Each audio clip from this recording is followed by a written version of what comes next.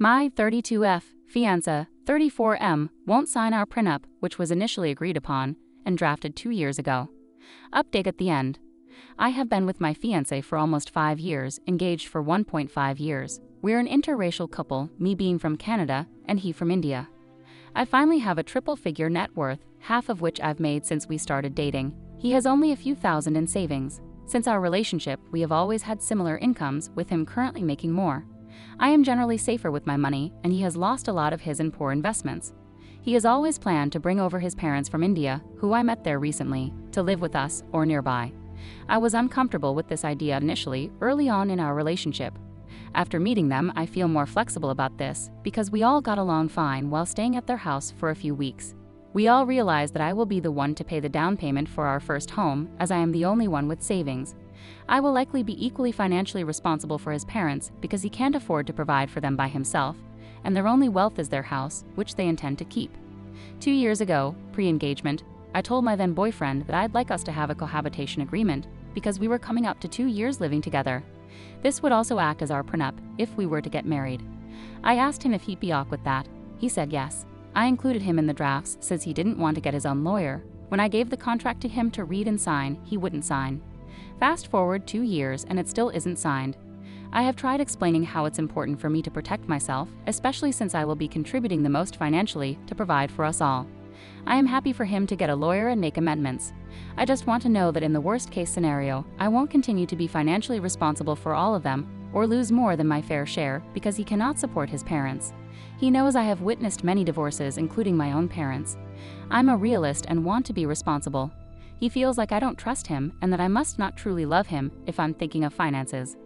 I understand that our opinions on this are somewhat cultural, but I think it's unfair for me to be flexible and willing to take all of this on without any security net if things go south.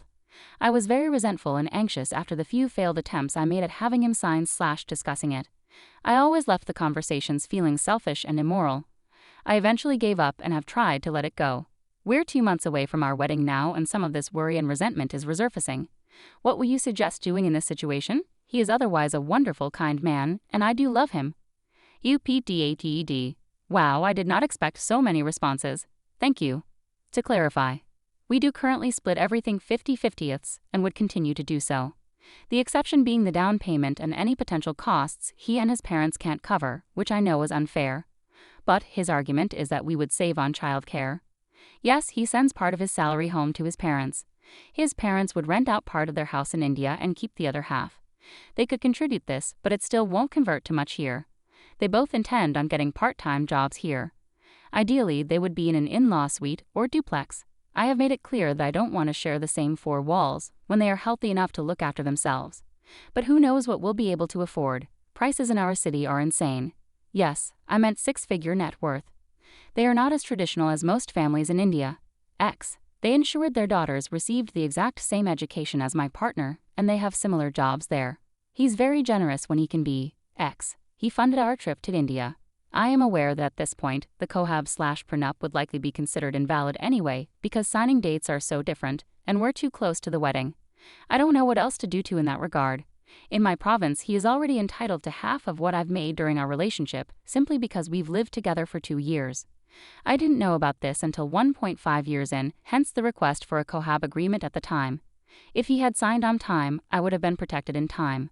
I didn't want to force him with a deadline because of the coercion factor. Yep, half of the resentment is him going back on his word, but this is the only situation in 5 years where that's happened. So yeah, the situation is a bit more nuanced and I'm already slightly screwed if we call off the wedding. Are there any other ways to protect myself? Husband, M36, gave me 34. A year to lose weight, fix our dead bedroom situation and get better mentally or he will leave. How do I handle this? We have been suffering from dead bedroom for a few years. I am also in depression and my mental health is not good. I am also overweight and gained quite a bit over the years. Well, we went through 2 rough months recently and he gave me an ultimatum. He is giving me 1 year to fix all of this, or he says he also deserves happiness with someone who loves him, etc. I understand his intentions, but I can't seem to shake the feeling that putting all responsibility to me is not right. Also, if he decides to leave, the blame can be put on me in an instant. I am already having so many mental issues and medicated with self-esteem, fear of loneliness, trust issues, etc., and this ultimatum is not helping me with those. I am not sure what to do. Of course I want to lose weight, work on myself and relationship, but I feel really uncomfortable with this ultimatum. Thank you all for your comments. I realized I am looking at things from wrong window. I need to give him the credit. He has been very communicative about our problems before, so this kind of last resort for him.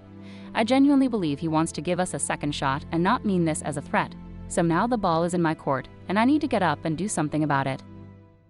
I decided, Jack, I'll kill myself on your 50th birthday. Helen looked up at me, smiling, yet tears brimming in her beautiful blue eyes. My heart almost stopped with emotion. I bent down and kissed her softly, feeling her wet lashes quiver against my cheeks. Are you sure, Helen? You don't have to. You have so much life ahead of you, my darling heart. She shook her head. No, I've decided. It's my decision. You can't make me change my mind. But you're right. There's no point in continuing to live in this terrible world. I might as well go while I still have some of my looks and energy. And I will do it just as you please, as my birthday gift to you. Because, and she broke down sobbing, I just love you so much and I want to make you happy. I shuddered with joy. I felt all my life I had been working towards this moment, and nothing, not even the moment of her death, could make me happier. I have lost other girlfriends to suicide before, at least 3. I blame the school taking us to see the ballet Romeo and Juliet when I was 12. Honestly, Shakespeare should be banned from schools. That shit is too strong for unformed minds.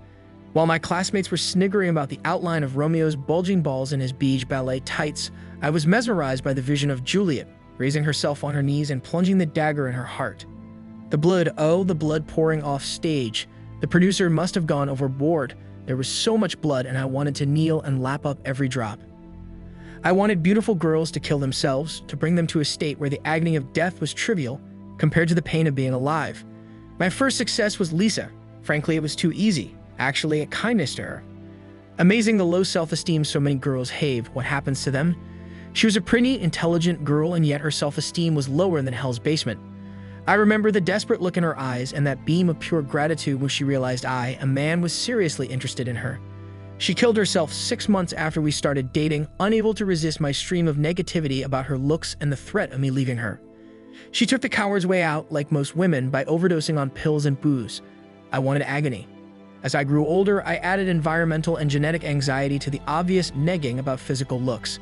Marissa was a tough nut, but once I got under her skin about the odds of getting cancer, she crumpled like used tissue paper. She walked into the ocean one morning and never came out. And now Helen, offering her suicide to me. I stroked her graying hair while turning over favorite scenarios in my mind, as my 50th wasn't far off.